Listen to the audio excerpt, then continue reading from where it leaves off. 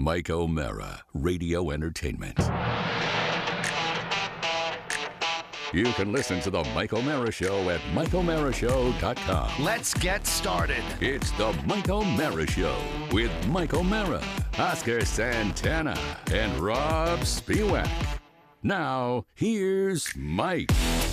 Live from Podville Media in Washington, D.C. and around the world, you're listening to The Mike O'Mara Show. Whoa. Welcome to the party, and please join us along with our friends in great places like Calgary, Canada, Madrid, Spain, Kearney, New Jersey, Timonium, Maryland, Good Grief, Idaho, and Pee Township, Ohio. The one that Rob doesn't know anybody from, but he put it in there. Anyway, we're going to have some fun now because this is I do concentrated show prep sometimes. What does that mean to the layperson? That means you'll suggest a guest. I'll say that sounds great, and then I'll do my prep. Okay. Well, I got a new guy, and I am excited about this. We have it's time to talk movies with Ty Burr. Like show business. Ty is a film critic, pop culture columnist. He worked for the Boston Globe, reviewing movies for 2 decades, 2002 to 2021. He currently writes a web watch list that I've subscribed to. Oh, cool. Ty Burr's watch list. And when I talk about my stunning Southwest Florida work ethic, it's concentrated, and Ty, I have to tell you something. I don't think I've ever fallen in love with somebody so quickly. Should I leave? No, I'm reading so much, so rapidly between, when you're venting about the January 6th committee to when you're talking about the Marvel movies we are simpatico completely. And, I probably always wanted to work in New England myself, but I never got an opportunity to. It was D.C. and then this. So we welcome Ty Burr, longtime film critic for the Boston Globe. And if you're like me and you take me to heart here, Ty Burr's watch list. All right? It's Ty Burr's watch list .substack.com. Mm-hmm. And it's great. And I will never look at Rotten Tomatoes again. I won't. Oh, wow. I'm sorry. Okay. I normally don't gush when I don't know you. I couldn't pick you out of a lineup before this morning, and then I do my deep dive, and I'm reading it, Ty, and I like your stuff. It's great, but you've been doing this for a very long time. Welcome to the Mike O'Mara Show. Great to have you on. Thank you, sir. I feel validated. I can go on with my week now. That's good news. Well, as a guy that, and I want to get into the whole who's going to the theater thing and streaming and how to negotiate it.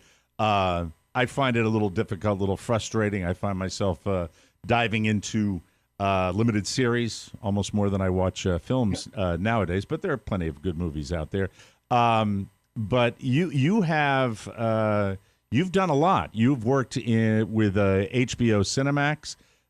You've worked for Entertainment Weekly and then the Globe for a very long time before you ventured out on your own. And I read a little bit about that, but I'd like to know the thought process, because you're still getting it done. You're still working, and you could have stayed. You could have been a lifer at the Globe. What was the prime reason to move on from the Globe? Because you were very popular there. And I had a lot of fun there, and I still have a lot of friends and colleagues there. I've been there 19 years, and that's a long time, almost 20. But more to the point, I felt like the movie business had changed in those 19 years, and the newspaper business had certainly changed. And the way newspapers and magazines and the mainstream media covers movies no longer reflected the way we watch them, the way we consume them. And that was a problem. I was stuck covering a movie, reviewing a movie when it came out in theaters, when maybe, especially once the pandemic hits, nobody was seeing it in theaters. But generally speaking, a lot of my readership, the majority of my readership probably wasn't seeing that movie until it came out on demand one way or the other. At which time we didn't republish the review. We didn't do anything. The other factor in my deciding to start up the watch list was that we all have these subscription platforms we subscribe to. Mike, you subscribe to Netflix, right? Sure. Yep. Oh, sure. Amazon. Yep. Yeah. And then you got kids, you got Disney Plus, Yeah. HBO Max, Apple TV. You've got all these things. Nobody knows what's on them. You know the shows that they're true. promoting, that the top tier when you Yeah. go to the home screen. They've all got deep benches of movies, except Netflix, which is a separate conversation. Oh, it's funny. I read Ironically that, enough. what you wrote about that, too. 3,700 titles on Netflix with 93 movies that are worthwhile? Yes, exactly. I went through with a That's so fine-tooth true. comb. That's great. I love that. But everybody needs remember when you used to go to the video store and you'd crane your neck and you'd look at the vertical spines of titles, and after about 20, your mind would just glaze over. That's what it's like going onto any subscription platform, video on demand service. How do you make sense of this? So part of my job is to find, 2-3 times a week, you get an email from me saying, here's something good. It could be old, it could be new, it could be in theaters, it could be a TV show. By and large, it's going to be a movie, the 2-hour movie experience, which I still think is one of the best ways to sort of have a story, to experience a story. And I'll point out what platform it's on. And I do try and help my readers navigate this universe of just endless content we have and endless ways to access it. And right now we're living in this period where all these services are battling for our eyeballs. Eventually there'll be a shakeout. Disney will probably own everything. But we need some help making sense of it all. I know I do, and I know it's been a long time since I've been in the theater. I'm an elderly father with a 9-year-old, so I think that was probably with my son where I went to the theater. And it's stunning when you really think about it. And there's so much that you get lost. I don't know if you followed the stats on this type of stuff, but really my question, I don't know whether you can answer it or not. How many people are seeing our movies in the theaters now? I mean, even with post-pandemic America, are they going back to the theaters at all? Because it's been a long time for me. It depends on the movie. I mean, Top Gun Maverick was a massive hit this year. Everybody went out to see it, and we're living right now in a period in the popular culture and the movie industry where the only things that really work in theaters are what I call the IP movies, the intellectual property movies, the movies based on comic books and book series and superhero movies, Harry Potter's, Fast and Furious, things that people already know. Right. I'm curious. That bore you like they bore.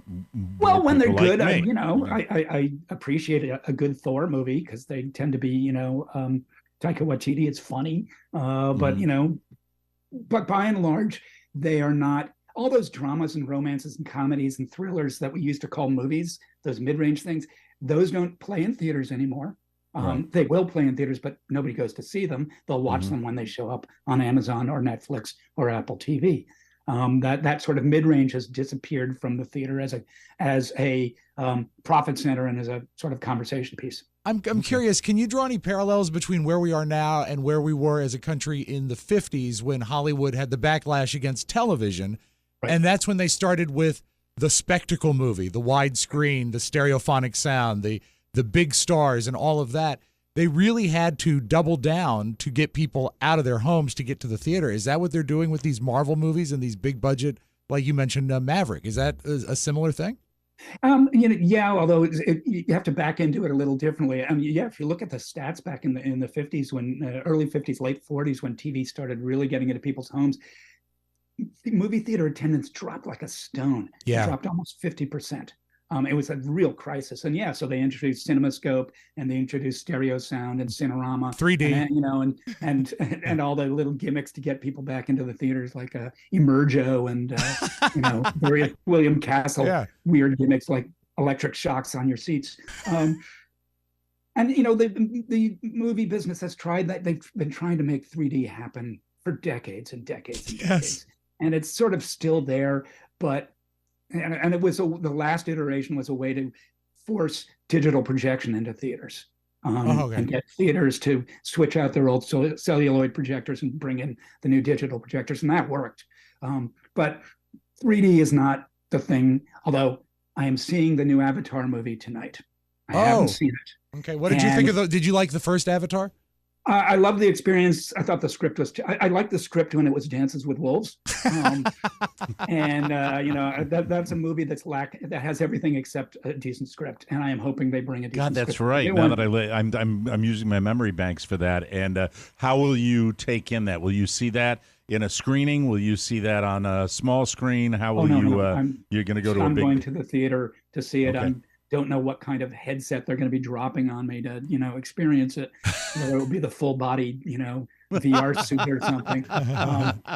But the last one was a game changer, and this one maybe as well. So I don't know. We'll see. When you're talking about, I just want to ask you about being a well-read theater critic, movie critic. That the way we go to movies is I will look at a review. If movie's getting garbage reviews, I'm going to be hesitant, even if I really, really want to see it. You, for most of your career, have to go, you got to see them all.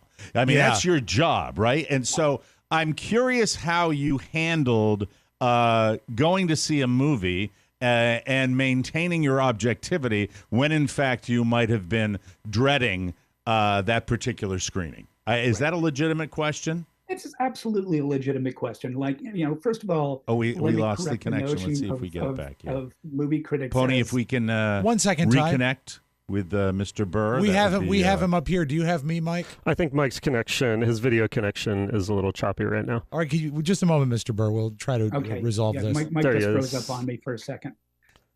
All right, are you back, Mike? Do you hear us? I don't hear him. Okay, we'll have this in just a second. Okay. Amazingly, it's a rainy day in Washington, D.C., and the city's infrastructure is so bad that actually affects us. Do you have me? We have you now, yes. Yeah. You good? Thank you. That was me. Sorry about that. That's all right. We're good. Been weird since the old Hurricane Ian down here. It's been crazy. So anyway, I didn't get your answer, but I'm sure you did answer that question. You maintain your objectivity when you go in there. You go in with a blank slate. Is that how it works? I try to go into it with a blank slate. There's no such thing as objectivity. I'm always going to be subjective. Right. But I try to remain. What I try to explain to people is that a working critic goes in and when I'm writing a review, I try and present a subjective opinion within objective context. So I do, provide information about what the movie's about, what the actors and directors have done, what all sorts of information, but also within it is a subjective opinion. And there are certain genres I'm less than wild about. I like a good, clever, smart horror movie, but the old teen dice and slice, Nightmare on Elm Street genre just doesn't do it for me. So nevertheless, if I have to go see one of those, I basically let the movie try to be the movie it wants to be, the best movie it wants to be. And figure that out within the first 10 or 15 minutes. Okay, what is this movie trying to be? Not everything's going to be great art. Not everything's going to be mindless entertainment. What does it want to be? And does it live up to that? Does it surpass that? Does it fall short? But I try and leave I'm always going to have a subjective opinion, but I try and leave my preconceived assumptions about any movie outside the theater when I go. We're talking to Ty Burr. It's Ty Burr's watchlist.substack.com.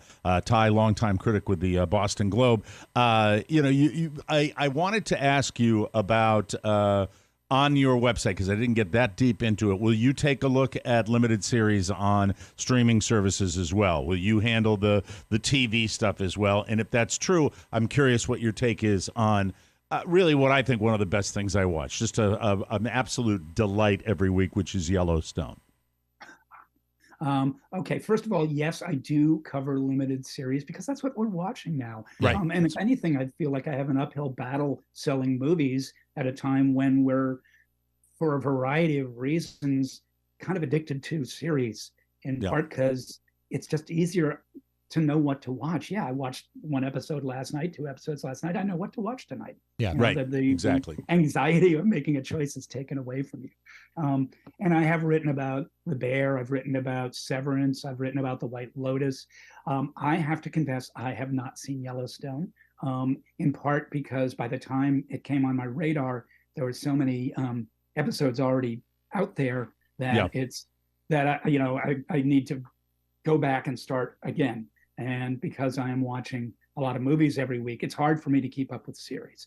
That said, I love the actors. I love the genre. I know it's hugely popular. And in fact, the popularity of it is what interests me. That's what makes me want to see it. So would you recommend that I go back to ground zero and start from the beginning? No, because I'm having this conversation with my wife who hasn't watched it, and I've watched it, and I was telling her, Rob, maybe you can agree or disagree on this. Okay. I think, you're a busy guy. You got to watch a lot of stuff. I think, first of all, yes, the entire series is worth it. I think that, and it's really not a limited series. It's a television series. Yeah, it is. Because it's multiple years. I misspoke when I said that. How many but as far are we into it? Season 5 now. Yeah. We're in the 5th season, and I really do. Yeah, exactly. So you don't want to necessarily dive into that. I think, you can actually join up in season 5 and have no problem. Would you agree with that, Rob? 100%. I've watched Carrie do it. I watched my wife do it. Yeah, it's very. You can pick right up at season 5 when Kevin Costner's character becomes governor of the state of Montana, and that's fine. And it's just it's escapist fun, and they beautifully shot, wonderful looking. Yeah, I like a movie occasionally that I think another thing with series, television series, and limited series is a lot of times they give us kind of what we want. Especially if they become a series that's popular, they give you that red meat that you really want, and I don't mind that. I'm old-fashioned when it comes to movies, as far as I like a good traditional ending. One of my biggest criticisms with Saturday Night Live for years and years and years with the cast that aren't the stellar cast is that they should write the beginning before they even start the sketch because they just don't have endings. I'm a big ending guy. Yeah, I was talking about that the other day. I love that. And it seems to me, with a lot of films, most recently, maybe the last few years, we have these avant-garde kind of figure it out on your own endings, and it's a little frustrating for me. I wish, because I'm not a film critic, I can't come up with an example off the top of my head, but there are films that kind of just stop. How about this? Don't Worry, Darling. Don't Worry, Darling stops. Yeah, it stops. It stops right there. I checked to make sure my internet didn't go out. I find that a little self-serving. I absolutely agree that is a movie that doesn't know how to end. Yeah, it's like the screenwriters just threw up their hands, and that to me is a flaw in the screenwriting. Again, I always go back to what's the movie trying to do? Does a ambiguous ending make sense in the context of what they're trying to do? You think Chinatown. Chinatown's one of the greatest movies of all time, and that does not have a happy ending. No. To say the least. With that being said, Ty, what about the way the Sopranos series ended? With, again, open to total interpretation because the screen went black. Did you think that was what they should have done with that? I'm sort of agnostic. I like the arguments that they're having, and I think David Chase really did that ending on purpose to get people stirred up. Okay. I think it is frustrating. I think it's frustrating on purpose, and I think you have every right to argue with that and say, no, that's not what I wanted. Yeah. But that's what you got. But Mike, I hear you. I love it when a movie wraps up perfectly. When it just you walk out feeling every I has been dotted, every T has been crossed. You feel complete, and that's a rare feeling. It's hard to do as a screenwriter. It's so hard, and I think it's so rare. And when I think of one of my all-time favorite endings in a film, with one of my favorite movies ever, the movie Sideways with Paul Giamatti has one of the greatest endings, just spectacular, where they kind of make you, so what's going to happen, but you really know what's going to happen. It's terrific. Now, listen, we only have you for a half an hour, so I want to make sure that I get this done, because you are a critic. I'm going to put you to work now, because I'd like you to give us 3, 4, 5 of what you think are worthy films to put our eyes on now, and then I wouldn't mind hearing after that your your all-timers, because Yeah, I've never yeah. talked to you before, and Yeah. I'd love to do that. So first of all, what do we want to look at now? What's out there that's special? Boy, it's the end of the year, so all the quality movies are coming out, Mhm. and some of them are really good. I would, for something like real meat and potatoes mainstream, but really well done, I would recommend The Fabelmans, the new Spielberg Yeah. movie, Mhm. which is it's fictionalized autobiography, but it's very autobiographical about his being a teenage kid in Los Angeles making Super 8 World War II epics while his parents are getting divorced. Script by Tony Kushner, one of the best writers out there. Terrific performances by Michelle Williams and Paul Dano as the parents. Love her. And it's Spielberg. He knows how to tell a good story. Mhm. Mhm. And two small performances in that movie. Judd Hirsch has one scene that he's going to get nominated for Best Supporting Actor Oscar. And David Lynch, the director David Lynch, shows up in a cameo at the end, and I'm not going to spoil it for you, but it's delicious. So that's a good one. I would recommend the Banshees of Inisherin, which is remember the Three Billboards Outside of Ebbing, Missouri. Remember Sure. that movie? Mhm. Written and directed by an Irish writer named Martin McDonagh. It's And Colin this Farrell, is- right? That film. The new film Yeah. is with Colin Mhm. Farrell and Brendan Gleeson, who were in a movie that Martin McDonagh did called In Bruges a bunch of years ago. Saw And it. they're two old friends in Ireland, Green Ireland, in the 20s who have a feud, and the feud gets out of hand. And it's darkly funny, and the feud goes into some pretty crazy places, but it's beautifully played. And Colin Farrell's had a really good year. He's been in like 4 movies, all of which he's very, very good in. Mhm. Another movie I want to throw out there that's been out almost all the year, and it's still playing in theaters, and people are going back to it again and again and again, especially younger audiences. And I don't know if you've seen it. It's called Everything Everywhere All at Once. Have you seen it? No, I have not. My No. daughter loved it. My daughter saw Really? it twice. Yeah. Mhm. Yeah. And it stars Michelle Yeoh, the great Hong Kong action star and star of Crouching Tiger, Hidden Dragon, who plays a laundry proprietress in Middle America, Chinese immigrant who learns that in a parallel dimension, she is actually an all-powerful figure. And actually in infinite parallel dimensions, she's different people. Jamie Lee Curtis is in the movie as the IRS auditor of your nightmares. It is funny, it's heartfelt, it's got incredible martial arts scenes that are hilarious, but also incredibly choreographed. And there's a lot going on in it, and it's the kind of movie you have to. I'm glad people are seeing it in the theaters, because you have to kind of pay attention. It's not one, if you watch it at home and are glancing at your phone, you're going to miss the movie. But it's a great audience movie, and I understand why people are going back to see it several times. Oh, And wow. I'm honestly, excited about that. Michelle Yeoh is going to get a Best Actress Oscar nomination, and deserves it. That's awesome. That's fantastic. Now your faves of all, because like most people in your line of work, you're a guy that loves film, and it doesn't have to be a modern film; it can be an older film. What are some of your all time greats that you enjoy? Well, I get asked, when you're a movie critic, you get asked a lot, what's your favorite movie? Sure.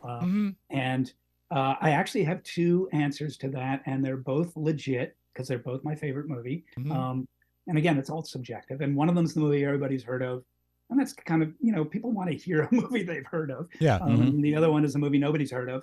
The one that everybody's heard of is The Godfather.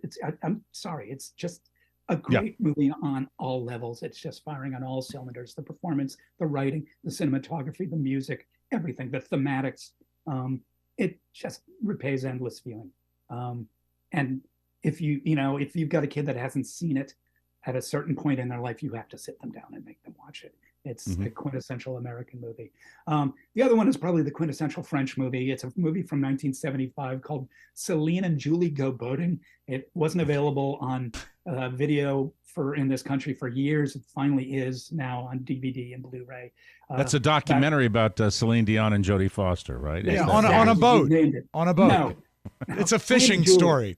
It's kind of like a Charlie Kaufman meta movie about 3 decades ahead of schedule, about 2 women in Paris who discover a house of fiction where the same story happens over and over and over every day, and they decide they want to get in there and monkey wrench the story.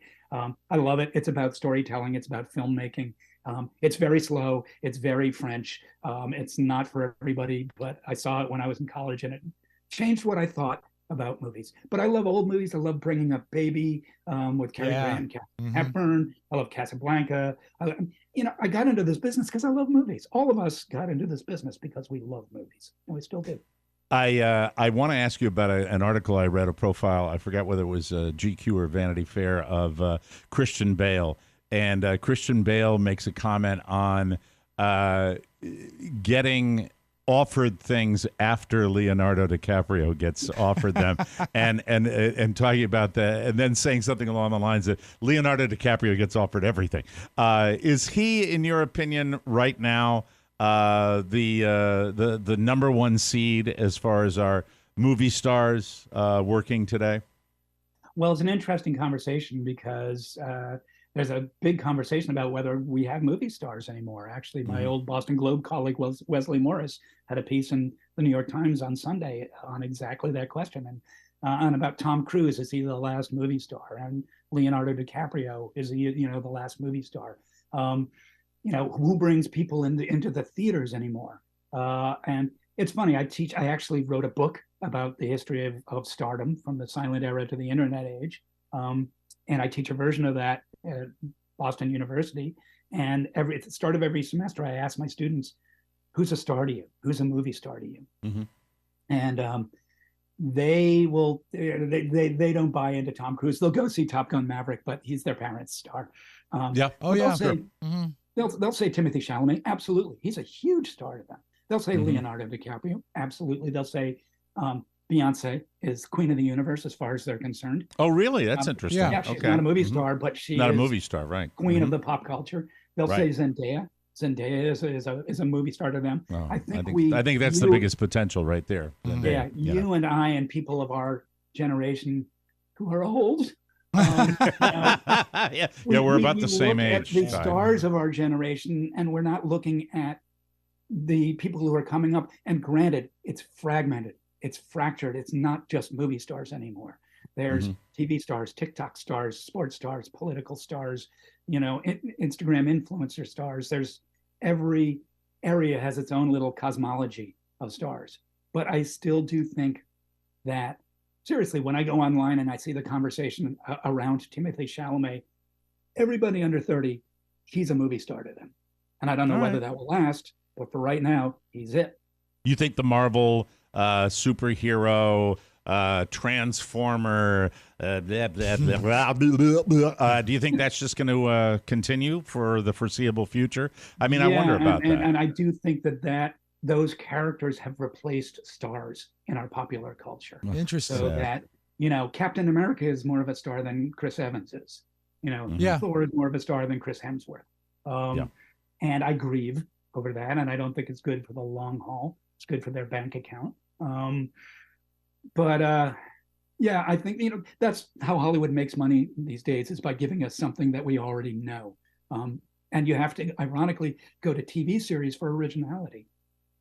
Which didn't used to be that way. It used to be the other way around. Mm-hmm. Yeah, I mean, really, TV is where a lot of good stuff's being made now, and a lot of mega stars are gravitating towards it, and I think you're going to see that continue as well. And it's a bummer because, I mean, when you see an intimate film on a big screen, it's still better than seeing it on a television, right? I mean, I'd like to see more of that, but I don't know whether we're ever going to get there again. I don't know how we would. Do you ever think about that? How we might get there? How we might see more decent films? And I don't mean that. Look, I know if you like Oscar, our tardy performer today, if you like that, fine. I'm not trying to diss you on that. I'm just saying I like to see all films on in a theater setting. I think it's fun. Yeah. Correct. Yeah, and that experience, I hope, never goes away. I think we are wired to experience stories as part of a crowd. Goes back to the cavemen around the campfire. That, and I worry that the pandemic and streaming technology is just chasing us back to our individual dens and TV. It's frustrating. Yeah. Over the last year, what was your favorite movie that you saw in a theater because it was in a theater? I would probably say Everything Everywhere All at Once. Got to see that. I'm gonna run to that. I saw it twice. And the second time was in a crowded theater, and it made all the difference. Wow. It just, you could feel people just riding that movie. And that when that happens, there's nothing else like it. And I wish that the film industry was more interested in bringing us back to movies that did not depend on pre-digested characters and intellectual property to give us experiences that feel original, that where the emotions are coming up because you're experiencing, there's no new stories, but there's new ways of telling stories. Before we let you go, I would like you to, sorry for talking over you there. No, not at all. Before we let you go, I want you to tell us really quickly, just give me a few seconds on Ty Burr's watch list, because I just want people to check it out. Because I checked it out and I liked it, but I think you do a better job describing it than I would. My aim is to get people thinking about movies and watching movies by pointing out good ones, and some of them can be challenging, some of them can be stupid but fun. There's all sorts of experiences. My favorite experience when I started this was discovering a movie called The Riders of Justice, which looks, if you look at the trailer, looks like just a knockoff of a vigilante movie, the 435th knockoff of a vigilante movie. It's actually this hilarious Danish comedy drama that takes the vigilante genre and goes in really unexpected and even moving directions with it. It stars Mads Mikkelsen, who you know from Hannibal and other American-made properties. It's just wonderful, and it's out there. It's a $2.99 rental on Amazon, and everybody I know who I pointed that to through the watch list came back and said, "That's a really amazing movie." So I wish I had one of those every week, but that experience gives me joy in passing along something that will be a surprise, an engaging surprise, an entertaining surprise, a thought-provoking surprise to people who read the watch list. I urge all my listeners to check it out. It is, and viewers, Ty Burr's watchlist.substack.com. We'd love to steal you before the Academy Awards. Yeah, come back and see us again. We'd love that. We would love to have you back on the show. It'd be so much fun. I've never had a chance to talk to you. I've read your reviews in the Globe, and really, what a delight. And this is just a terrific enterprise that you're involved in right now. I wish you the best of luck with it, and we'd love to have you come back on, Ty. Thanks so very much for joining us. Thank you, and I'd be very happy to come back. This has been a lot of fun. That's Great. Ty Burr, everybody. We're going to take a break, and when we come back, it is the home page on the Mike O'Meara Show. Whoa, whoa. And we'll also join Oscar Santana, who I think perhaps is in the building by now. Yeah, right? yeah, he That's is. Good. Yeah. We'll have Oscar come in for our next segment. It'll be fun there. because when we do the Oscar interview about Oscars, it'll be a new experience. He'll get to meet Ty Burr. Yes, we'll be right back, everybody. Order! Had a great drive to school with my kid who was talking about Harvard. Said he wants to be a lawyer. Dad, I think I want to be a lawyer. I said, why is that? He said, because I like to argue. He could be, you know what? Kid lawyer. Your Honor, I object. I'll allow it. Have you been heard on a podcast? It's no time to play grab-ass, fella. It's time to get tough and call the law offices of Michael William O'Meara, kid attorney. So an Irishman walks into a pub. O'Meara is on the case, and you'll get the money you deserve. The Mike O'Meara Bonus Show is so funny, it should be illegal. Get a Bonus Show subscription today through the link at MikeO'MearaShow.com. Michael William O'Meara, kid attorney. Oh, yeah, it's driving me nuts. He knows all about the birds and the bees, but it's his opponents in the courtroom who are really You can't handle the truth. Welcome back to the Mike O'Meara Show. Let's talk about the one thing that might be missing from your daily routine, hydration. Liquid IV fuels your every day by being there for you and helping you stay hydrated. In just one stick, you get 5 essential vitamins, and you're hydrating 2 times faster than water alone. Cooler weather makes it easier to miss signs of dehydration, like overheating or perspiration. You're out there in the cold, you don't realize you're getting dehydrated. More important to stay hydrated in cool weather, hydration is also essential when traveling, so don't take a long-haul flight without Liquid IV. It's made with premium ingredients, and it's non-GMO, free from gluten, dairy, and soy, plus Liquid IV is on a mission to change the world. Liquid IV has donated over 25 million servings in over 50 countries around the world. Plus, it's delicious. It's a great way to start your day. So be like me Drink Liquid IV. Grab your Liquid IV in bulk nationwide at Costco, or you can get 20% off when you go to liquidiv.com and use code TMOS at checkout. My wife is an esthetician, and she has Liquid IV for her clients right now, and she gives them a little sample of it every time they come in if they're interested in a little hydration before her facials. 20% off anything you order when you shop Better Hydration today using promo code TMOS at liquidiv.com. And before we get to the homepage, let's say hi there, America. Do you remember what we said? Thank you to Ty Burr for coming on the show. Do you remember what we said at the end of the show yesterday? Yes, and I said I'd try to be here. Yeah, but I really thought maybe you'd try a little harder. Well, I can't help it when I have a poopy paw situation. All right, when I'm in a one parent household, my wife leaves for PT, and I got a poopy paw situation. What time did the poopy paw situation happen? 8:45 is the poopy paw situation. You see, if you had walked him at 8 o'clock. Yeah, well, he goes in the backyard. I don't walk. Okay, well, if you had let him out at 8 o'clock. I should have. Yeah, you really should have. Yeah. It's discourteous to the listener. It's discourteous. I agree. To the guest. America, I'm sorry. When I sold the guest on the fact, I said, we have 3 hosts. A dynamic Hispanic? Yeah, I know. I said, don't worry that one guy's going to tune out. Oh. But I said we have 3 guests. Not tune out, not show up. No, but now, I mean, he said he really meant it. But yeah, so it's a little disheartening. Oscar. I bow to you. We're trying to, we have for years, Mike. We've worked together how long? 30 years. 30 plus. 30 plus years, and we've been us. trying to find. We've been trying. Not until tomorrow. We were trying to find a good movie guy. I vetted this guy. I was excited. I didn't know this was going to be our movie guy. Well, we were trying to find a movie guy. I didn't know that. And he is fantastic. This guy's the gold standard. This guy's Tom Shales territory. Oh, Jesus Christ. This is the real deal. Well, then I felt bad before. I feel even worse now. I thought he was a rando. That's our goal. That's all we need. Right, very good. Winner! Of the World Wide Web and into your digital device. It's what you need to know. Winner! This is the homepage. Hey, sad news. Kirstie Alley died yesterday after what her family described as a short battle with cancer. She was 71 years old.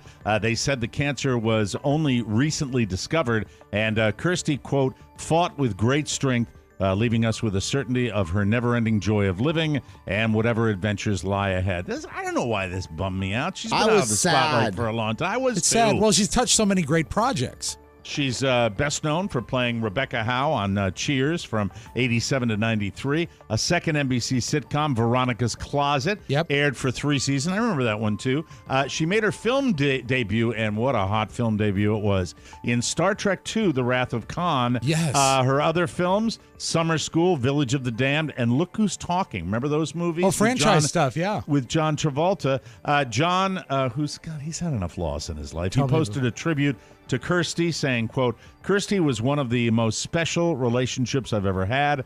I love you, Kirstie. I know we will see each other again. Her most recent gig was the Baby Mammoth on season 7 of The Masked Singer, which aired earlier this year. In her final Instagram post back in September, she announced that she was joining Cameo. That just sucks. Yeah. That was somebody that was fun, a lot of fun. What's your take on such a public figure taking such a private route? I think they're allowed to. I know they're allowed to. I'm saying, what is not if they're clearly allowed to, but is it something that you mean staying out of the spotlight? Is that what you're talking about? No, I'm saying like not publishing. The fact that they're leaving us. Mm-hmm. Because I feel not letting us in on the diagnosis and that she's bad. I think that's perfectly acceptable. Yeah, I do too. Look, I think we've all thought about it. I think Rob certainly thought about it. When Rob went public with it, I have no idea what I would do if I got a big deal. I don't know if I could pull. For those of you in the Washington-Baltimore area, I always say I don't know if I could do a Lopez. Yes. Who really let listeners follow what was happening. I'm not really sure. I think it would depend on the situation. I also think it's weird. Tough. It's weird now. Because people feel almost entitled to knowing what's going on with celebrities. And they're not. I just wish we could have celebrated her more. Yeah. Mike, I do have a brief clip. And this is a good example of her taking a mediocre joke and really making it work on her delivery. This is on Cheers. The first time she met Diane, Shelley Long, because they were both sort of romantic rivals with Sam Malone. And they meet up. This is Rebecca meeting Cheers on cancer. So, Rebecca, tell us about yourself. Sam never mentioned what you do. I am a corporate attorney with the firm Emerson, Lake and Palmer. That sounds familiar. Yeah, they're a pretty famous group. Listen, she will be missed. Good actress. Yeah, that's a bummer. So really, so long to Kirstie Alley, and she will be absolutely missed. Yeah, guys, I'm so sorry. What was the dynamic? Because I only watched Cheers with. I don't remember the other lady on. She had she was Shelley like Long? hired, and Shelley Long was pre Kirstie Alley. Was she leaving? So, Well, the actual impetus in the pilot in real life. No, in the pilot Okay, of the series, yeah. episode 1, Shelley Long breaks up with her boyfriend and comes into the bar looking for a job. Oh. And she is total naive as far as the bar life, and then the sparks, a la moonlighting, a la every boy-girl relationship on television.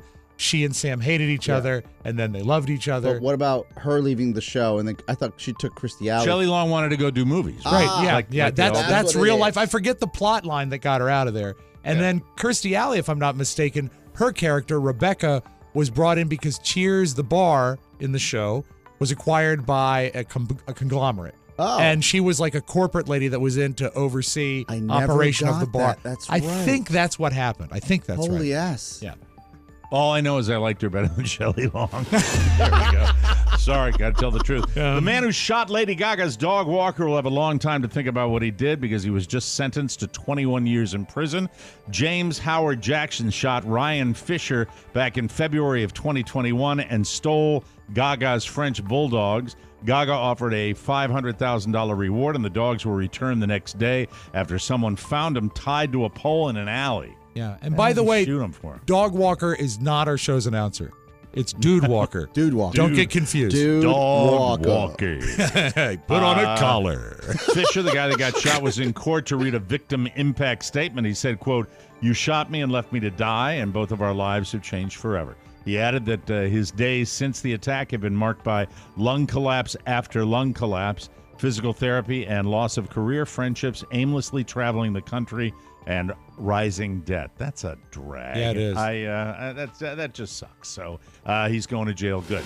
All right, here's an interesting story. Howard talked about it and maybe beat me to the punch here. GMA3, Good Morning America 3 anchors Amy Robach and TJ Holmes have been taken off the air amid their bombshell affair scandal. ABC News President Kim Godwin announced Monday during an internal call that the pair would not host their daily 1 p.m. show. Godwin told staffers on the call that the alleged affair had become too much of an internal and external distraction.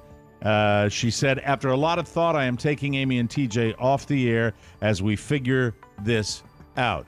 I didn't read the Howard comments. I didn't hear the Howard comments, but it was something like they ought to be able to love and bang whoever they want. And I am inclined to agree with that. I mean, you've got a lot of examples of Minka the he shed, she shed. Well, isn't right? there a Minka Kelly and Joe Scarborough, right? On MSNBC? Mika. Yeah, Mika, Joe Mika. Scarborough, Yes. and Mika Brezhnev. Yes, yeah. It's because it's that was really, an on-air. not Brezhnev, Brzezinski.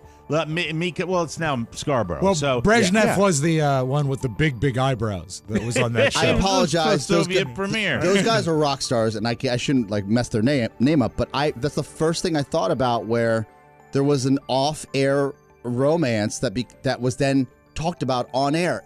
The difference is this, Mike, is the way that they spun that romance. Because you would see it on all the rags I read. Yeah, I remember reading all about it. Absolutely. That romance was, I guess, it was pinned as we had so much chemistry on air, which you would see if you were a viewer of the show, that we just couldn't help ourselves, both in their own marriages. Mm-hmm. This latest romance was just so out of the blue and from they left were keeping field it a secret. that it didn't have the runway to be where it is today, and they became the news. Which is, you told us, Mike, if you become the news, you're screwed. Yes. But I do want to applaud I'm a ABC. big fan Mike. of her. She originates from Channel 5 in D.C., and we loved her at Channel 5. She's been through some health crap as well.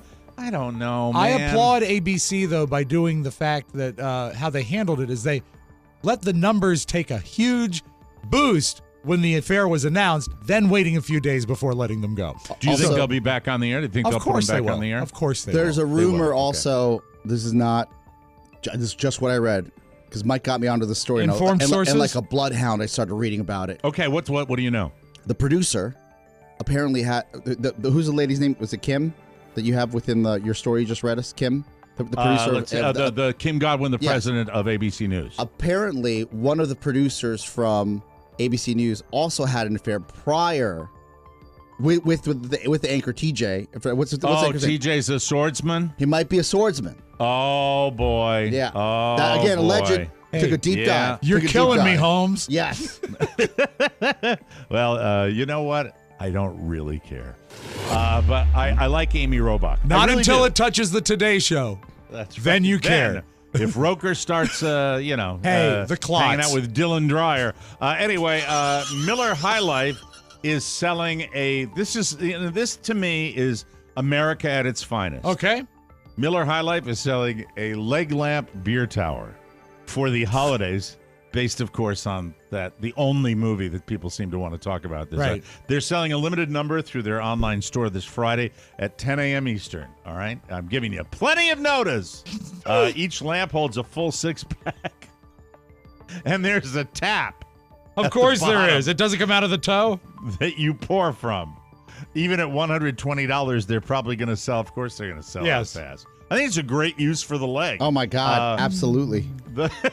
I'm looking you it want to up. know? You want to know the kind of people that are intrigued in this? He's going to buy one. Yeah. The leg itself looks a little different. It's based on the Girl in the Moon logo that's been on Miller High Life bottles for decades. It's got a red boot with red and gold stockings and a lampshade on top. Yes, it does light up. It's 45 inches tall, which is a little shorter than the lamp from the movie, but it does come in a box with the words Fragile. It looks like a classic handout that the Miller High Life rep would hand out to a bar owner in 1960. Fantastic. You Yeah. can check it out at MillerHighLife.com. I'm promoting it because I think it's neat. It's That's funny. it. It Sorry is. about that. And great To beer. help- Yes. Rob hates it. Hates Miller High Life. Hey, to help people out with the dating game, Wallet Hub, you know I love that website. Yeah. They compared over 180 U.S. cities across 36 key indicators of dating. Friendliness from the percentage of the population that is single to the average price of a two-person meal. So it's those categories. Friendliness, percentage of population single, average price of a two-person meal. These are the top 10 best cities for singles. Here we go. The 10, Atlanta, Georgia. San Diego, California. Honolulu, Hawaii. Austin, Texas. Minneapolis, Minnesota. Portland, Oregon. San Francisco, California. Denver, Colorado. Mad City. Got a lot of listeners there. Yeah. Madison, Wisconsin. And the number one best dating town for Nate? singles. You're not listening. going to know it. I guarantee it. Here it goes. Seattle, Washington. Oh my Really? God! I thought Yes. that was like the capital of was it Doomsville? It's all sad and rainy. I thought it was the number one homeless destination for Americans. It is. That's what I thought. It's where grunge music came from because of the sadness. Yes. The the Seattle sound. Yes, please. They gave us the worst, too. Number 10, Montgomery, Alabama. 10th worst. Columbia, Maryland comes in at number Sod. 9. Really? Yeah, you got the mall in Dover, Maryland. Delaware. A lot around our area. Dover, Delaware comes in after that. Winston-Salem, North Carolina. Shreveport, Louisiana. I don't know this That's where town. Jerry Lee comes from. Fort Smith, Arkansas. Oh, I don't know where that is. Oh, I don't. Hialeah, Florida, I don't on the know, East Mike. Coast. Yeah. Brownsville, Texas. The station. Glendale, California. Does anybody know where Glendale That's a burb of LA, isn't it? Yeah, but that's a valley. Yeah. is? And numero uno, coming in at number 1. They don't get a timpani. Warwick, Rhode Island. Man, Oh, I've been, I heard Mike. the trim was excellent there. I had a friend from Warwick. He was definitely lonely.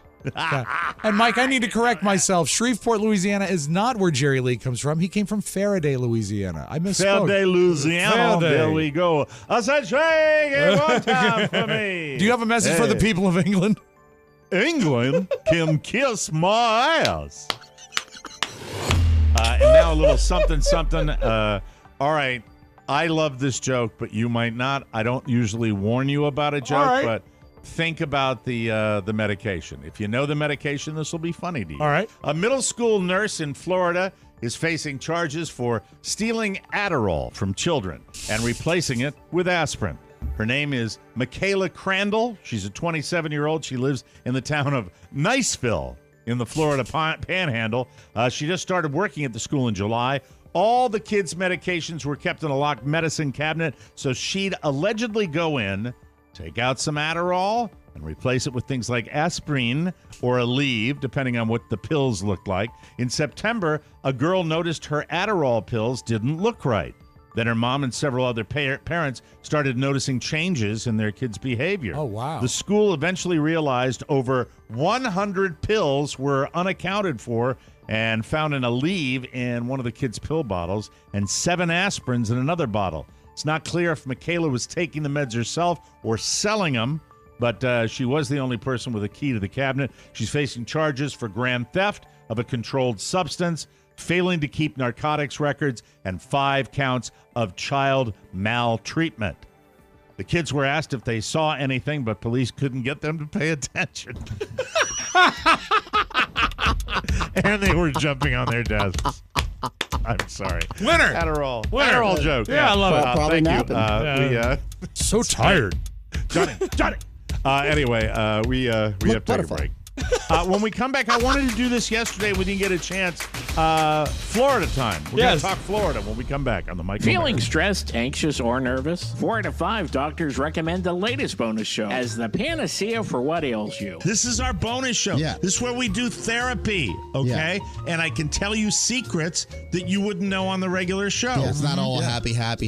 We're successful, right? This is where I sound like an old fart. Yeah. I just want to be an alt-rock DJ. I'm a Toys R Us kid. You know, my sister was a special ed teacher. And that's why you turned out so well. I'm a great husband. I'm not a monster. The TMOS bonus show is that happy place where you can escape from the daily pressures that bog you down. Unwind with a subscription today at MikeO'MaraShow.com. You just made my effing day. Thank you. Welcome back to the Mike O'Mara Show. Rothy's shoes. Cool, versatile, and most of all, comfortable. You will definitely get compliments when you wear Rothy's. Oscar's got the sneak. Rob's got the boot. Chelsea boot.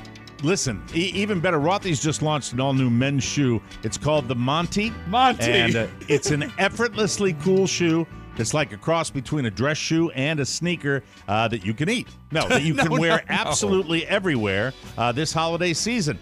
They also have 2 new sneaker styles, the RSO2, a more relaxed lace-up that's like a T-shirt for your feet, and the City Slip-On sneaker, a refined luxe slip-on with a roomier fit. To top it off, Men's Health named the RSO1 sneaker one of their top 3 sustainable sneakers during the 2022 Sneaker Awards. I love that.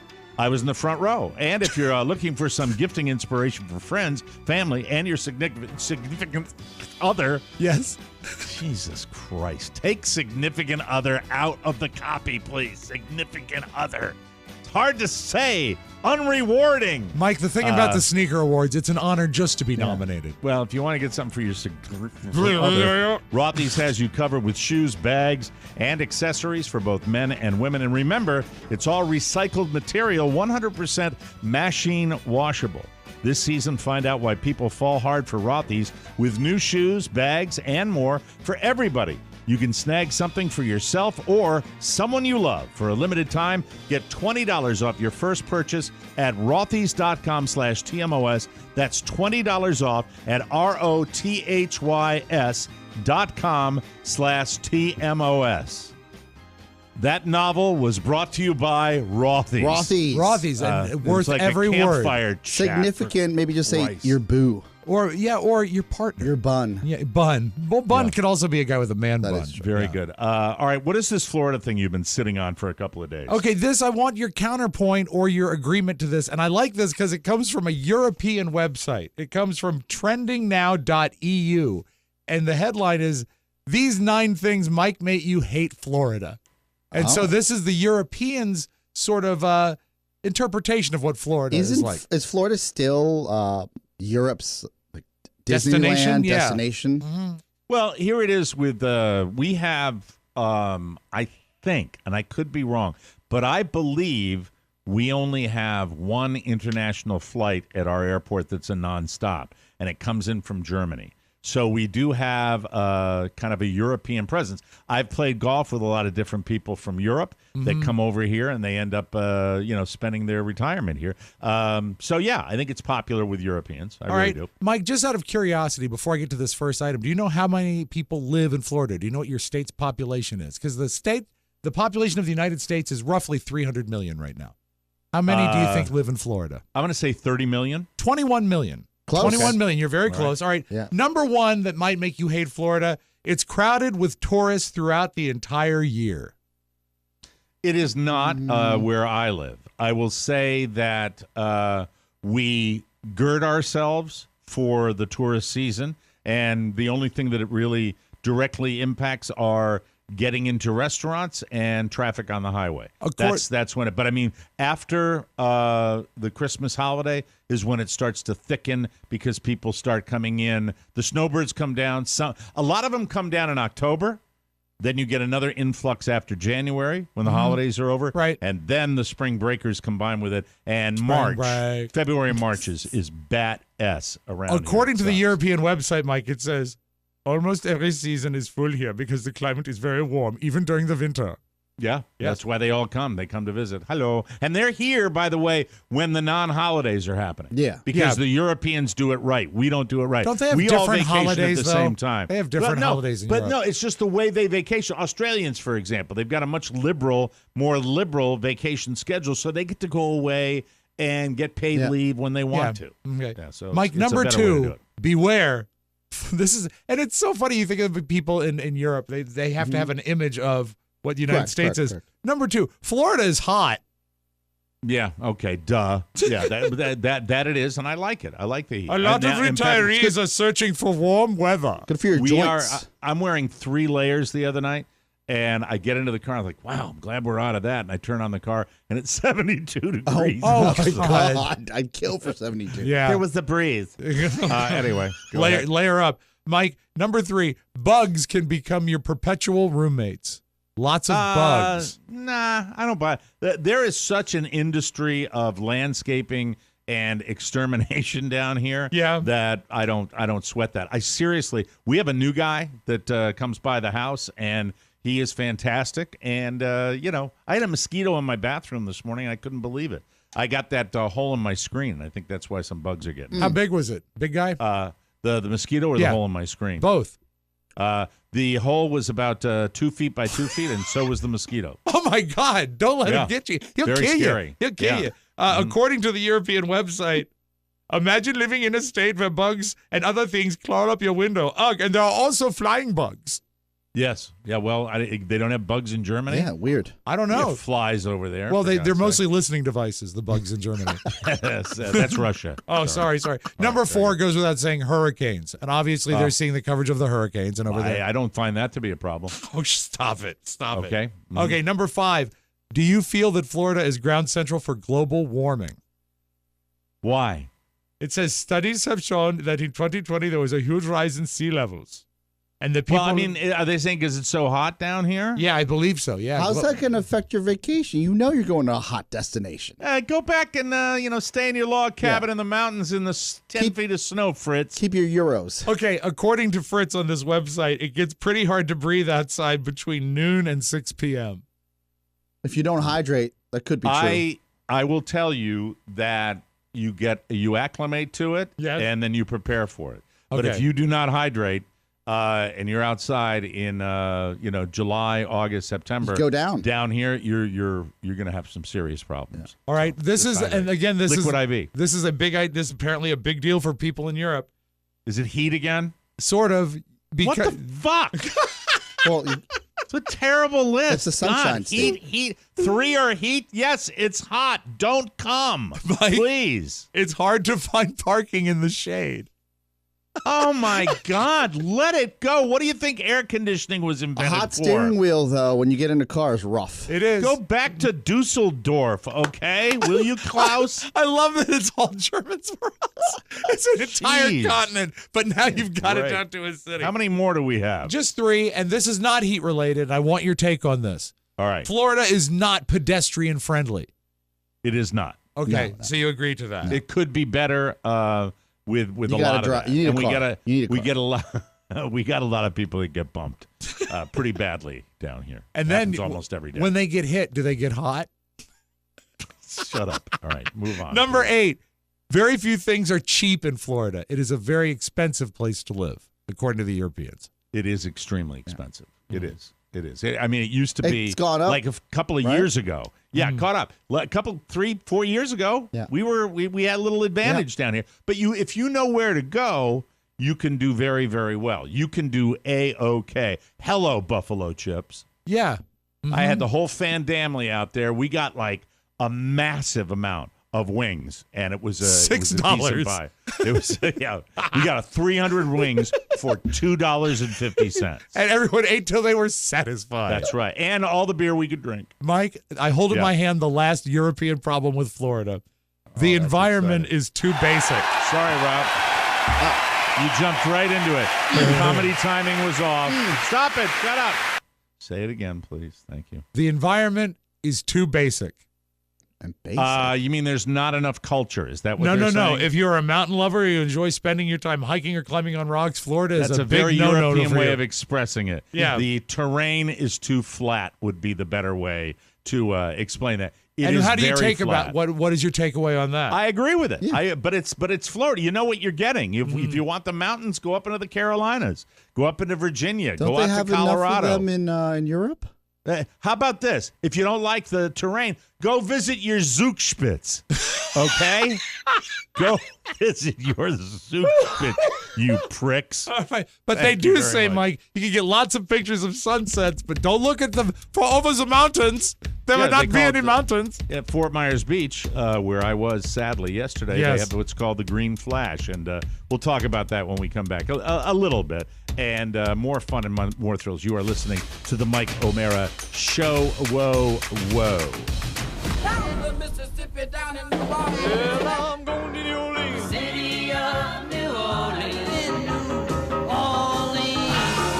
Of New Orleans. New Orleans. Way down yonder in New Orleans. The town in New Orleans. I'm walking to New Orleans. In New Orleans.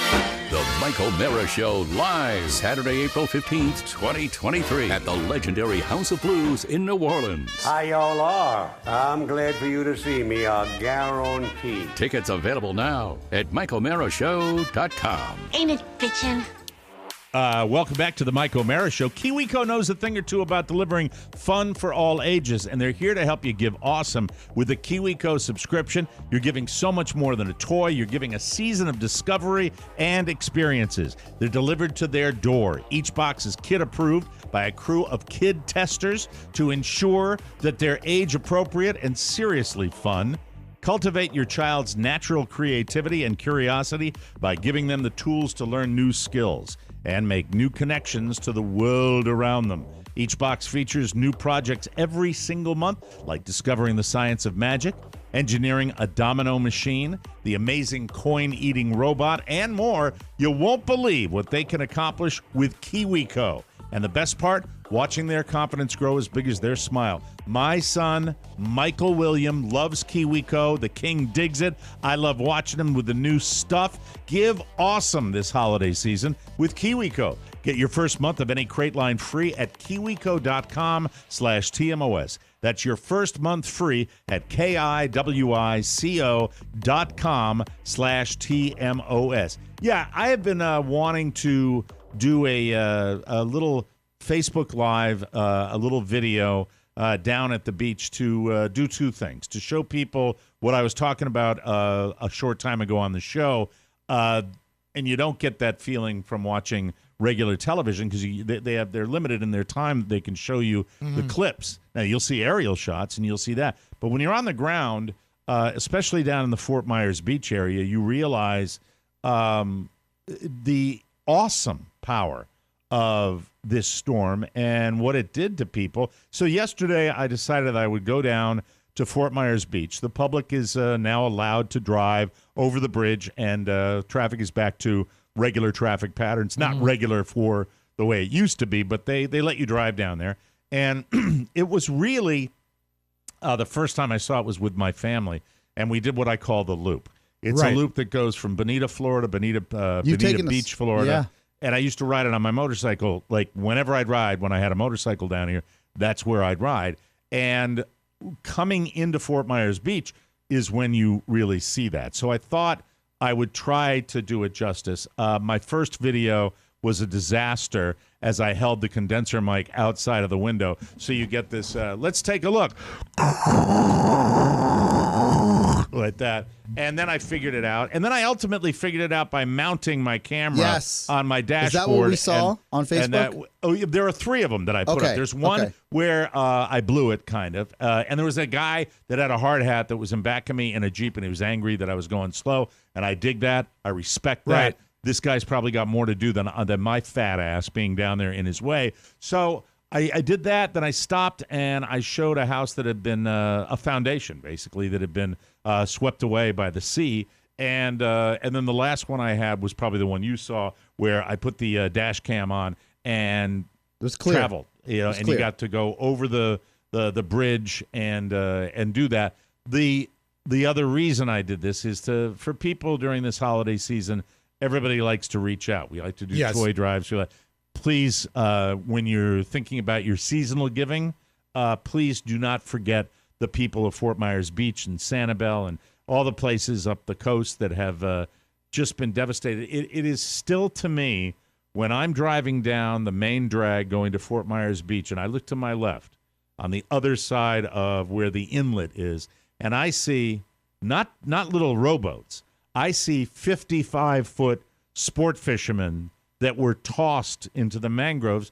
They're still there.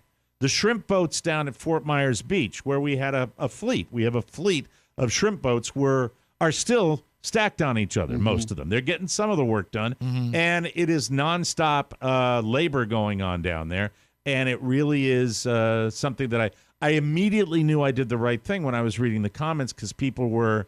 it was in their consciousness again. Yeah, I invite people to look at it because, you know what, the national news services, certainly, they've moved on. But they've absolutely moved on. Your POV is completely different. Yeah, you need to see what's still going on down there. They go. They pack up the trucks and they roll on out of here, and people are still dealing with this. And, you see people on the news down here that are talking about whether they're going to get their FEMA trailer or not. They're whether they're going to get their insurance to cover their manufactured home or not. And manufactured homes in RV parks were, if they were in the particular area of the storm surge, were gone. All of them. And there's one particular video segment where I'm driving through the RV location where these manufactured homes were, and they are gone. All of them. Every one of them. You can't even tell that something was there before. You don't even know. Yeah. And so with that said, there's still a tremendous attitude of, let's get it back. But nobody knows yet. Nobody knows what this beautiful little beach town is going to be. Vacation destination for many people for decades and decades. We don't know what's going to happen. We had a pier that I spent many, many times walking down that pier with my wife, with my son, and then we'd go back and hang out at the beach down there and have a drink at the great restaurant that had a great mahi-mahi sandwich that's gone. Not a stick. Not a board, nothing. Like somebody took a broom and swept it. And then when you see just concrete pillars heading out into the sea where there was a formidable pier there, the big kind, the kind that you see like Santa Monica Pier, those type of things. And it got us all. Car was very quiet. And I said, it's one thing for me to come in and talk about it and talk to people. It's totally another thing for me to show some video. Oscar, if possible, feel free to do whatever you want to do with that video. The first one, as I said, I muffed it a little bit, but there's some good ones in there as well. And I think about the people that are really hurting down here, right in my backyard. And it's not anything that can be fixed because that's an entire economy that was wiped out. The tourism economy. That's years away from ever bouncing back. So they need your help, folks. Very, very odd. Now, Rob Spiewak, I wanted to get this before we go to Soundtown. That medical news, is this medical news for you? Yes, it is. Yes, it is. Oh, okay. All right. What do we got? I was at my doctor yesterday, and just a checkup, and I was not expecting this.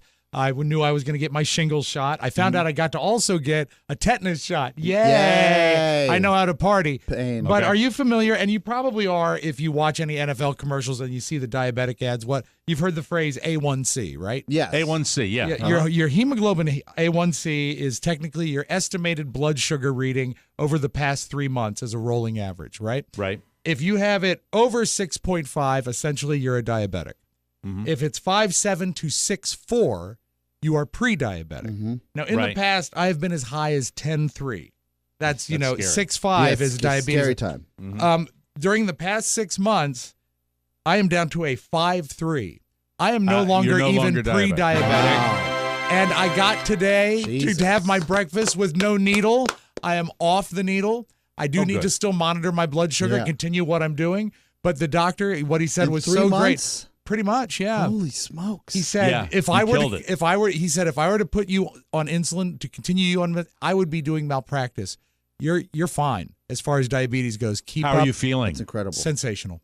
Okay. And it was one of those. It was one of those doctors' meetings where you kept asking questions and you just kept hearing all the answers you wanted to hear. And all I want to say, and I just need 20 seconds for this. The only good thing about what I've been through over the past 7-8 months are the people that have reached out and said, because of you, I'm going to take this action. I'm going to correct this action. I'm going to monitor this action in my life. I stand here or sit here as living proof that you can, even when the times are very dark, correct it, fix it, right the ship, and stay with it because it feels amazing. It's really cool. Wow. It's really cool. So I'm very happy, and it was fun to throw away my needles this morning. Yeah. Tell you what. So there's that. How much are you down weight-wise? Right now, about 92 pounds. 92. That's amazing. Yeah. And Jesus. I'm conflicted. Why? Last night I was drinking red wine and eating white chocolate-covered pretzels. Well, Mike, I'll start preparing the eulogy now. Where's your A1C? Do you know? I'll know when I get my new doctor's physical on a week from tomorrow. I will be doing that. But I would assume it's better than it was. I am in the diabetic range. No, I think you were pre-diabetic, weren't you? I was pre-diabetic, yes. And it's wild because it is. I mean, you can take your blood sugar every day, but the A1C shows it a rolling average over 3 months. This should be. I was staggered. Look, I'll put it to you this way: that for what you've been through, the dedication, and I'm saying we get food here at work on a regular basis. I've offered Rob to order off menu for places. This man is so dedicated to his diet; it is mind blowing. I do eat a lot of carrots. He's got will. He's a willful guy. He is. He's got will. You're a very willful boy. No, he does. He's got will. Very proud. And I'm incredibly proud of him. And I'm happy too. More than proud of you, I'm just delighted that we're coming off the weekend with you. With the elves in the kitchen that we didn't, you remember that, Oscar? Yeah, Wasn't that long ago? You and I were saying to ourselves, holy S. Can you bake? What are we going to do? What are we going to do? And more will ship tonight, by the way. I got some great notes on Facebook because some of them actually arrived yesterday, and people are saying it's a great run this year. So we were bless you all. We were going to have to sell empanadas and put my mom to work. I mean, it's exciting. It's exciting. This is the best news in the world. Yes. And, I've always felt that I don't worry about you. I think that you are, that maybe that OCD aspect of you, what your future is if you divert from that plan. Yeah. And it's just the way it should be. And I'm so happy for you. I'm pleased. These numbers are spectacular. And I think I should let all the listeners know that are coming to New Orleans in April that I will be the fattest guy on stage, no matter what I do now. No. So well, it's true. Unless I do something that I don't plan on Start doing. sending pound cakes to Oscar. know what I should God do. willing. Really, in order It for could me not be a to, horse race. It would be come in here, do this show, and then lock myself in a shed. Otherwise, it's going to be, That's what about one of those old-fashioned steam boxes where just your head sticks out? Yes, yeah. The thing is, I will with the new workup though. This is a long time. It's like 40 minutes that I go in there and meet with this guy. Okay. So Details. I might be getting some new stuff. Life's good. Way to go, Rob. We'll be right back. Maybe I should have saved those syringes. The dog's a ball sniffer because the dog is sniffing Michael's balls. Yeah, but it's fine for you to go into the bathroom and make sure he washes his balls. We don't have the balls context. No, we don't have The balls context is make sure you wash your butt, make sure you wash your balls. Does she remind you too? Make sure you get all your cracks. That's right. Make sure you wash your balls. Make sure you wash your butt. Make sure you get all your cracks. That's right. The O'Mara Ball Wash. Great on the golf course and a lifesaver in the home. For more squeaky clean fun, get a subscription to the Mike O'Mara Bonus Show. Click the banner at MikeO'MaraShow.com and be in the know with the TMOS Bonus Show. O'Mara Ball Wash, Hey, everybody. There it is. Yes. Dadgrass. Oh, Dadgrass. Dadgrass. No need to stress over the holidays this year. Dadgrass now. I don't want to say it like that anymore. Dadgrass now has something for everyone. 'Tis the season to indulge, so let Dadgrass help you chill out and enjoy the Yuletide ride. Dadgrass is legal, organic, smokable hemp or gummy hemp. That Yes. relaxes your body and mellows your mind. Their 100% organic pre-rolled joints and flour are very low in THC and high in CBD, so you can enjoy the effects of CBD while keeping a clear head. Try their CBD tincture drops or the newly launched CBD gummies. I found in out flavors. yesterday, Mike, that Yes. CBD gummies do not harm your liver. That's oh hey. Oh boy, we'll probably have a case of them backstage in New Orleans. Hi. Blackberry, ginger, good time, hibiscus, lime, nighttime, midnight berry. Chill out without getting stoned. Plus, Dadgrass didn't forget your furry friends. That's right. They also just released CBD dog bones, so everyone in the house can enjoy. Just a little Whether you're Shatner looking- there, Mike. Whether you're looking for a new buzz or a chill way to enjoy it, an old favorite, Dadgrass will leave you in a euphoric mood. It's out of sight. All Dadgrass products are federally legal for ages 18 and over, and it ships right to your door anywhere in the U.S. Right now, Dadgrass is offering our listeners 20% off your first order when you go to dadgrass.com/TMOS. Go to dadgrass.com/TMOS for 20% off your first order. That's dadgrass.com/TMOS. Before we get to Soundtown, I have to tell you that today I'm heading out to the links to see what kind of damage I will do, and then tomorrow I will be seeing the the under the knife doctor, that Ooh. guy. So, Nicholas Van Helsing? yeah, that's right. Yeah, it's like, pardon me, Professor Rangoon.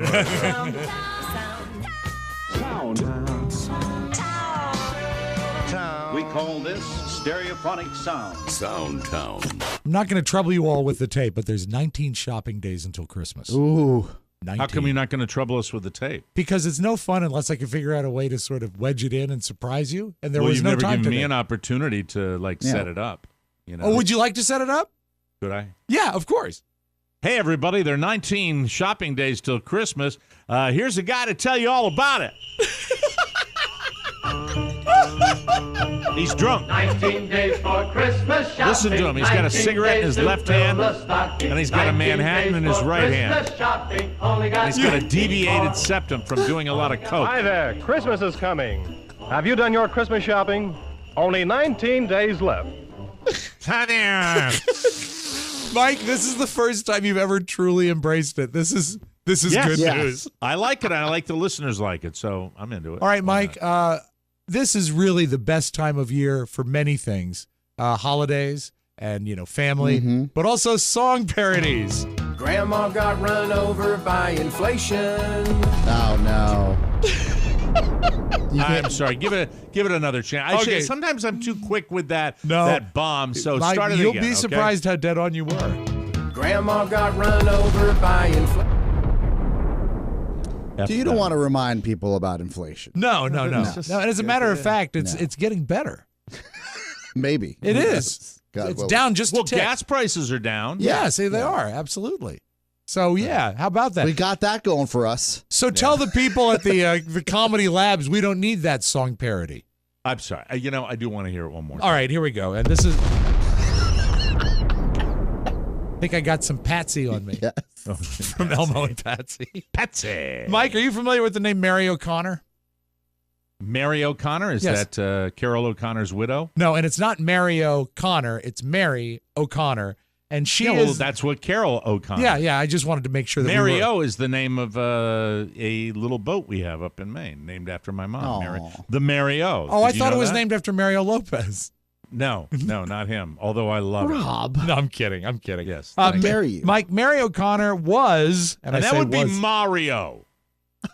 You're right. You know what? Mario Lopez, not Mario. You're right. I stand corrected. I'm going to go hang out in the barrio. Mike, Mary O'Connor was the chief of police in Tampa, Florida. Okay, this is a big story nationally, and it's big down here as well. She's in a golf cart. Yes. She gets pulled over by a cop who sees her on the main drag. Right, that's and not she legal. She throws her bag. Yeah. I don't think it was that big a deal. This is really sort of a detestable thing to do, though. Stopped you because you driving unregistered vehicle with no tag on it. Is your camera on? It is. I'm the police chief in Tampa. Oh, how you doing? I'm doing good. Okay. I'm hoping that you'll just let us go tonight. Now that you say you look familiar, so. Yeah, I'm sure I do. All right, folks. Well, have a good night. All right, Sorry take care. to bother you. All right, no worries. It was nice meeting you. All right. You ever need anything? All right, now listen. This lady's getting. She got fired. Yeah. She resigned technically. She resigned. But listen to this. She says, "Is your camera on?" Super thoughtful. She knows that she wants it recorded. Yes. And she says, "I'm the chief of police in Tampa, and I'm hoping that you'll let us go." No problem. Maybe she's just stupid. There's nothing wrong with that. Why are you so angry? Well, she shouldn't. And the thing is at the end of it, she says, "Maybe you can do something for me, or maybe I can do something for you someday." Well, that's what you would do if I was the chief of police and that was happening. Officer. Yeah. Well, if you're a police officer, what you do is you don't break the law. It's a friggin' golf cart on a street without a tag. That's all it is. And I think she railroaded made sure. This lady. They railroaded this lady. They completely She asked him and knew his camera was recording that. Are you concerned? I guess what turns you off about the ask for a professional courtesy? Or no. What turns you off the about fact that she was obviously breaking the law, and she's the chief of police. But we're all fallible. Just because you know get how many people die in the Tampa area or with fentanyl overdoses? Including my daughter's ex-beau, who bought. There's some big problems in Tampa, and I think a golf cart without a tag on it is not that's just high crime and misdemeanor. She didn't seem hammered. No, I don't think she and was. She didn't seem like she wasn't even she driving. asked the guy for a break in a dickish way. I think she said, "I'm on the job too." You don't think that happens in real life with cops? Happens all the time. I have probably not as much with cameras on. Officer Jerky's name multiple times. Sure, and we it all has do. Worked once. You know what? I rather regret playing the tape. That's okay. We didn't know we had this disdain for law enforcement. No, you have a different opinion. That's okay. And you're more clear-headed than Oscar and me right now. All right, Mike. Speaking of clear, we're addled. Addled. No, you're not addled. We know addled when we see it. Yeah. Yesterday on the Today Show, there are two camps of the Beach Boys. There is the Brian Wilson camp that tours, and that is an excellent show. I've seen it. Then there is the Mike, be nice. Then there's the Mike Love. There's the Mike Love, Bruce Johnston camp, and they're the ones that have John Stamos as part of their touring show. Right, he's a nice guy, though. They did, he's fine. And they did Little Saint Nick on the Today Show yesterday. And they just don't sound good. And when you couple it with... This is the Mike Love version? Yes, and when you couple it with NBC audio, this is what you get. We go. 1, 2. Is there enough reverb for you? I want to hear Mike Love's lead vocal. He just turned 100. All right, listen. Way up north where the air gets cold, there's a tale about Christmas that you've all been told. A real famous cat all dressed up in red, and he spends the whole year. Makes me sad. Makes me sad.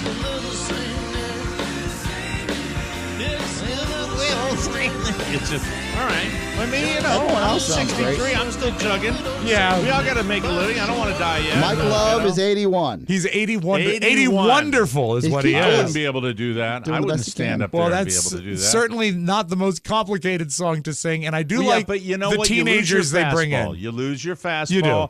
when you get to that age, and you lose it even younger than that. I mean, Lionel Richie, inducted into the Rock and Roll Hall of Fame, judge his performance. I didn't think it was that great, but Well, you he's know, Lionel Richie, you know? Come But on. then there are those that have taken care of the instrument that sound every bit that they did. They're lucky. But Elton John, right? Elton He's John has been lost it. toast for 20 years. Yeah. Yeah. Paul, how about Paul? Not good the last 10 years. Tony Bennett? Tony Bennett is dead.